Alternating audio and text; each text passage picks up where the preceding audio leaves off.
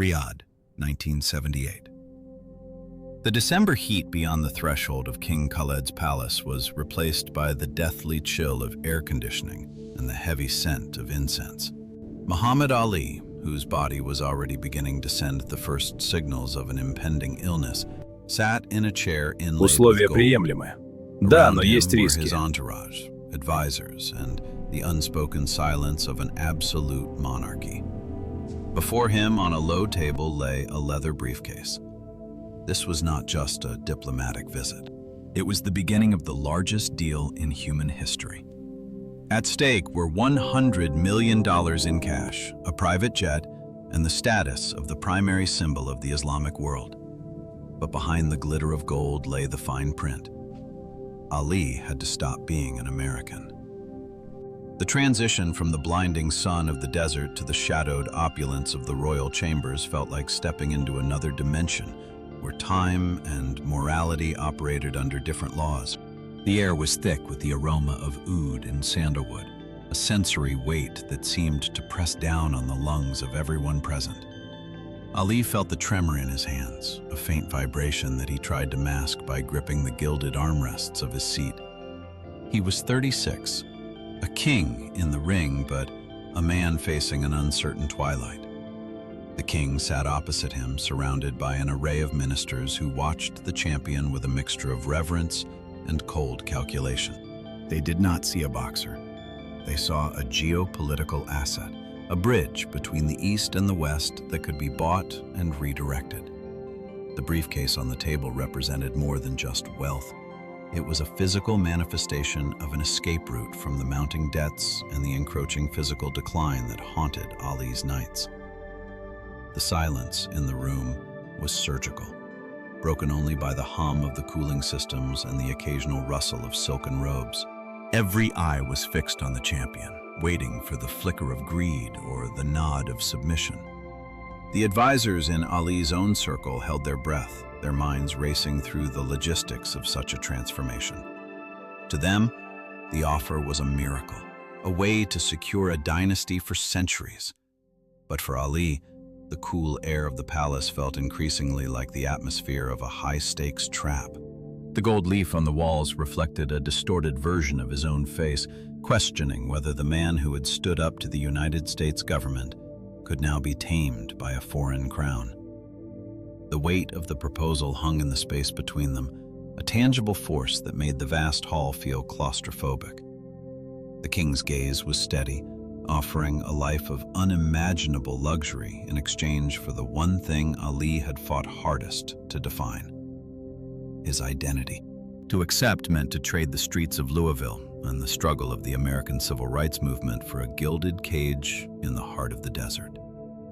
It meant becoming a ghost in his own country, a figurehead whose words would henceforth be scripted by royal decree. The velvet cushions and the priceless tapestries seemed to close in, transforming the palace from a sanctuary into a showroom where his soul was the primary item on the ledger. As the seconds ticked by, the true cost of the $100 million began to crystallize, revealing a price tag that had nothing to do with currency and everything to do with the essence of who he was. The trap was set with the finest bait ever offered to a mortal man, and the silence of the monarchy demanded an answer that would either solidify his legend or dissolve it into the shifting sands of the Arabian Peninsula. While polite small talk flowed like honey in the grand reception halls, a cold calculator began to whir inside Ali's mind. His financial state was a house of cards that could barely stand. An entourage of 50 people devoured his fight purses faster than he could earn them. Endless charity, failed investments, and staggering taxes had left him with nearly empty pockets at the sunset of his career. The world champion title was in his hands, but the future held only fog and the creeping fear of poverty. That night, in the opulent guest quarters, his advisors scribbled figures on napkins. "Muhammad, this is money for 10 generations ahead. Your grandchildren will be kings, or you will return to the States and be bankrupt within 5 years." The shadows in the suite felt heavier than the gold-threaded tapestries. Every rhythmic tick of the ornate clock on the mantelpiece sounded like a countdown toward a looming disaster. Ali paced the marble floor, his footsteps echoing against the silence of a palace that offered everything he lacked: stability and an end to the frantic hustle of the boxing circuit. He thought of the sprawling training camps, the hangers-on who treated his bank account like a public fountain, and the relentless pressure of being the greatest while having to worry about next month's overhead. The physical toll of the ring was already manifesting in a subtle slowing of his speech and a ghost of a tremor, yet his financial obligations were accelerating. His advisors leaned over the low tables, their faces illuminated by the soft glow of lamps, looking like conspirators in a drama that had no script but survival. They spoke in hushed, urgent tones about the reality of his bank balances and the predatory nature of the tax authorities waiting for him back home. The contrast was agonizing. Outside the window, the kingdom of oil and ancient tradition promised a life where he would never have to step into a ring again, where his image would be sanctified and his family's bloodline elevated to global royalty. But the price was a spiritual amputation. He looked at his reflection in the darkened glass, seeing a man caught between two worlds. One world offered the raw, chaotic struggle of the American streets that had forged him, a place where he was free to be a hero or a villain, but where the safety net was made of razor wire. The other world offered a gilded silence, a permanent vacation from the burden of choice, funded by the largest bribe ever conceived.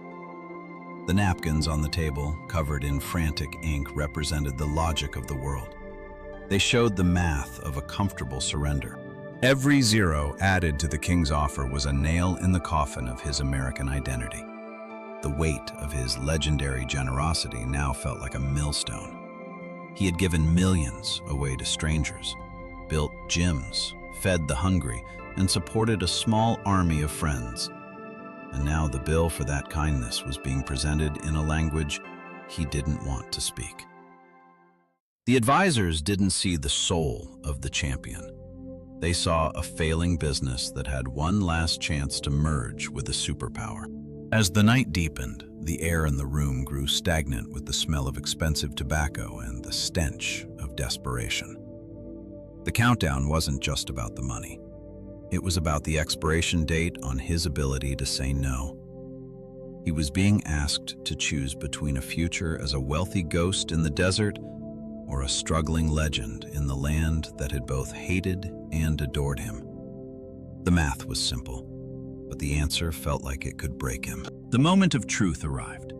King Khaled clarified the details: a full renunciation of the United States, obtaining Saudi citizenship, and the permanent relocation of his entire family to the desert. Ali looked at his wife Veronica, seeing in her eyes a mixture of horror and temptation. The confrontation between the greatest and the mercenary reached its peak. The night turned into a psychological thriller. Ali realized that if he signed the documents, he would forever fall silent as a free man. His voice would no longer belong to him. It would belong to the kingdom's Ministry of Information. The spiritual value of his conversion to Islam would be devalued to the exchange rate of the rial. The heavy silence of the guest quarters felt like a physical weight pressing against his chest with more force than any punch he had ever absorbed in the ring. The blue American passport lying on the nightstand seemed to glow under the dim lamps, a small book of fabric and paper that suddenly outweighed $100 million. To surrender it was to erase the man who had stood on the banks of the Ohio River and the man who had defied the draft board in Houston. He paced the length of the room, his shadow stretching long and distorted across the hand-woven carpets, mimicking the internal distortion of his own soul. The proposal was not just a career move, it was a total reconstruction of his reality. He imagined the headlines in the American papers, the sense of betrayal that would ripple through the neighborhoods of Louisville and Chicago, and the hollow feeling of being a king in a land where he was essentially a prized exhibit. Veronica sat motionless, the fine silk of her gown shimmering in the low light, her silence a mirror of the impossible choice before them. She saw the security of a life without struggle, a sanctuary for their children where money would never be a question again. Yet she also knew the fire that lived in her husband's heart. Ali felt the walls of the palace closing in, the marble and gold transforming into a fortress that would keep the world out, but also keep him in. He understood that the king was not asking for a boxer, he was asking for a soul to decorate his court. If he became a Saudi citizen, he would become a puppet of the state, a magnificent figurehead who could never again speak truth to power because he would be a part of that power. His mind raced through the implications of the fine print. Every speech he would give, every country he would visit, and every word he would utter about his faith would be scrutinized by handlers and officials. The raw, unfiltered charisma that had shaken the world would be filtered through a royal lens, sanitized and packaged for diplomatic purposes. His faith, which had been his shield and his sword during his darkest years in the wilderness of the late 60s, would become a commercial product. The very essence of his rebellion, the idea that a black man in America could define himself on his own terms, would be traded for the ultimate comfort. He stared out the window at the starlit horizon of the Nejd, where the ancient sands met the infinite sky. The desert was beautiful, but it was not his. It did not hold the memories of his childhood, the scars of his battles, or the pulse of the people who had walked with him through the fires of controversy. The realization began to settle in his bones like a cold draft.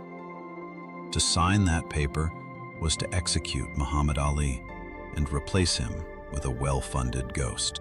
The psychological tension of the night pulled at the fibers of his being, forcing him to confront the terrifying possibility that the greatest could be bought, and that his legendary defiance had a final, numerical price. The shadow over his passport was the shadow of a man about to lose himself in a sea of gold.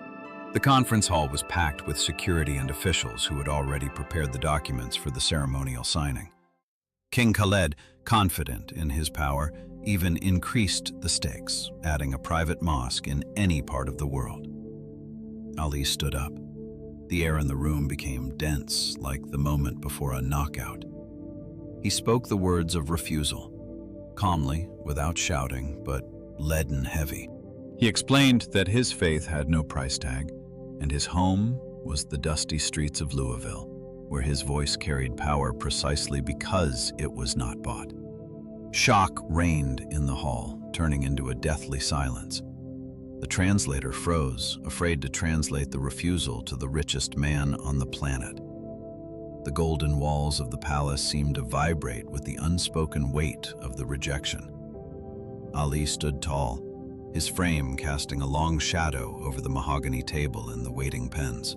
The diplomats exchanged panicked glances, their eyes darting between the champion and the monarch, unable to process a reality where $100 million was not enough. To them, the offer was a life raft for a sinking career, but to Ali, it was a chain forged in 24-karat gold. He looked directly at the king, his gaze unwavering, projecting the same defiance that had once faced down the draft boards of the United States government. The physical tremor in his hands seemed to vanish in that moment of absolute moral clarity. He spoke of the neighborhoods back home, of the black children in Chicago and the struggling families in Kentucky who looked to him as a symbol of unbought dignity. He made it clear that to accept this fortune would be to betray every person who had ever drawn strength from his independence. If he became a mouthpiece for a foreign crown, he would become a ghost to his own people. The spiritual gravity of his words hung in the refrigerated air, clashing with the scent of expensive oud and the cold precision of the legal contracts. He was choosing the uncertainty of his own future over the guaranteed comfort of a royal court. The translator eventually began to murmur the words in Arabic, his voice trembling as he delivered the blow to the king's pride. Every sentence felt like a hammer striking the polished marble floor. Ali described how his conversion to Islam was a journey of the soul, not a business transaction to be settled in a boardroom. To monetize his faith would be to kill the very thing that gave him life. The advisors who had urged him to sign looked down at their feet, their dreams of a commission and a life of ease evaporating in the heat of his resolve. The king sat motionless, his face an unreadable mask of tradition and power. He was a man used to the world bending to his will through the sheer force of his treasury. Yet here was a man from across the ocean who treated his millions like pocket change. The silence that followed was deafening, a vacuum that sucked the breath out of the room. The guards at the doors stood like statues, their hands tight on their weapons, sensing the shift in the atmosphere from a celebration to a historic confrontation. Ali did not sit back down. He remained standing, a solitary figure of integrity in a room designed for submission. He had just delivered the most significant punch of his life, not with a glove, but with a refusal that echoed louder than any roar from a stadium crowd. The documents on the table suddenly looked like worthless scraps of paper, overshadowed by the massive presence of a man who knew exactly who he was and what he was worth. The thud of his rejection was the thunder in the throne room, a sound that would be whispered about in the corridors of power for decades to come. He had looked at the ultimate temptation and walked away with his soul intact. King Khalid's reaction changed everything. Instead of anger, the monarch felt an almost religious awe. He realized he had met a man who could not be bought, a phenomenon nearly impossible in his world. The king publicly recognized Ali as his brother and declared that the refusal of the money made him even more majestic in the eyes of the Muslim world than any knockout victory. The diplomatic deal transformed into an act of supreme nobility. Ali left the palace without a check for $100 million, but with something that could not be taken from him even by illness or time: absolute honesty with himself. The transition from the cold, tense air of the throne room to the blinding light of the courtyard felt like a spiritual ascent. The advisors who had whispered of bankruptcy and ruin now walked in a stunned, respectful silence behind the man they had tried to sell. The king had watched Ali with eyes that had seen the most powerful men on earth bow to the influence of oil and gold, yet he saw in the boxer a sovereign power that needed no treasury. By rejecting the fortune, Ali had unwittingly conquered the very heart of the kingdom. The news of his refusal rippled through the palace corridors, reaching the ears of the guards, the servants, and the high-ranking ministers, shifting the atmosphere from one of transactional business to one of profound myth-making. As Ali walked toward the waiting motorcade, the heavy weight of his financial future seemed to lift, replaced by a lightness he had not felt since the early days of his career. He understood that his value was no longer measured by the length of his reach or the speed of his jab, but by the immovable nature of his soul. The golden gates of the palace swung open, but they no longer felt like the bars of a cage. The desert wind carried the scent of freedom, a sharp contrast to the suffocating luxury of the chambers he had just abandoned. He had walked into the palace as a champion looking for a way out of debt, and he was walking out as a legend who had found a way into history. The king's embrace before his departure had been more than a royal gesture.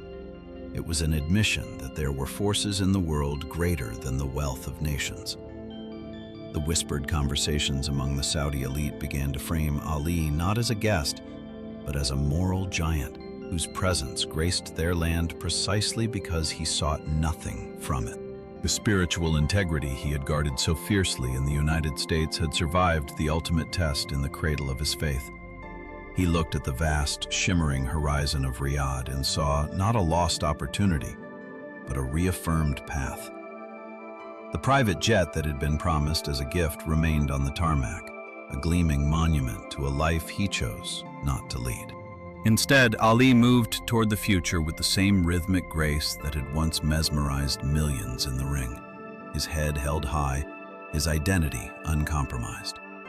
The world would eventually learn of this day, of the night he spent wrestling with the devil of greed, and the morning he emerged victorious without throwing a single punch.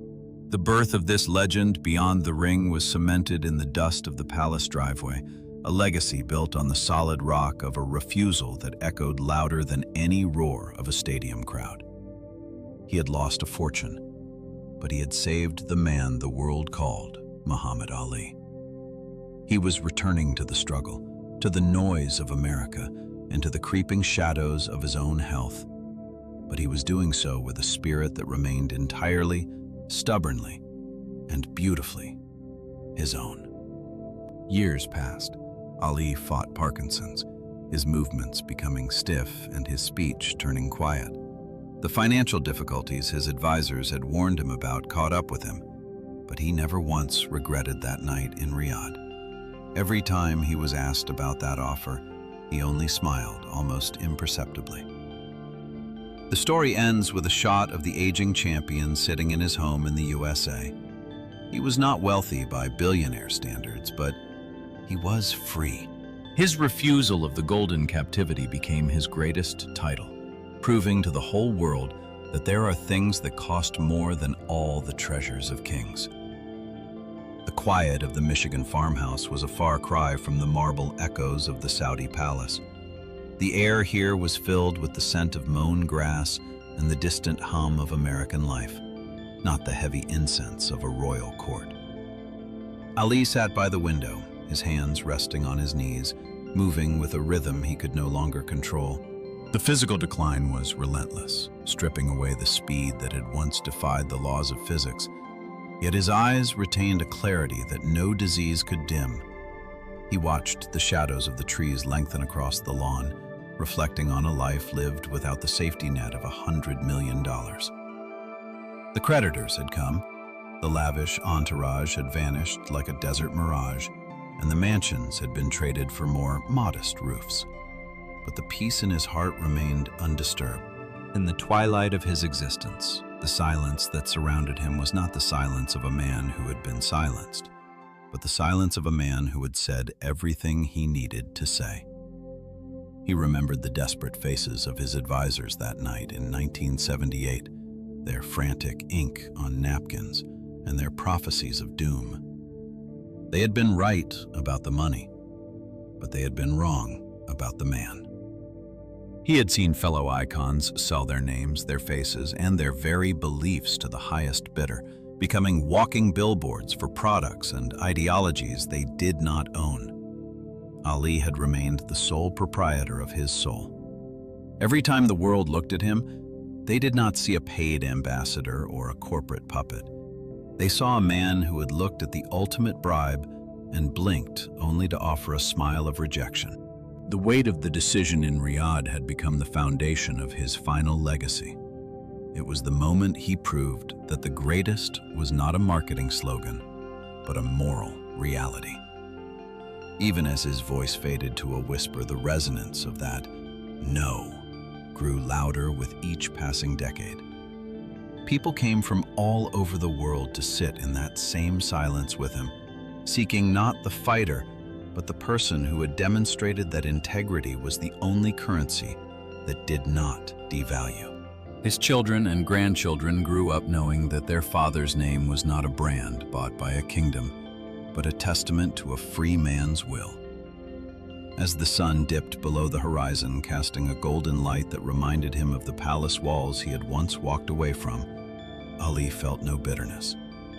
The tremors in his limbs were merely the rustling of a spirit that had fought the hardest battles and won the only prize that mattered.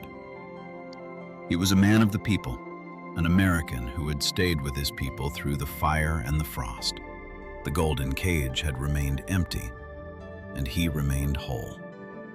The final frame of his life was painted not in the gold of a foreign crown, but in the soft, enduring light of a conscience that had never been for sale.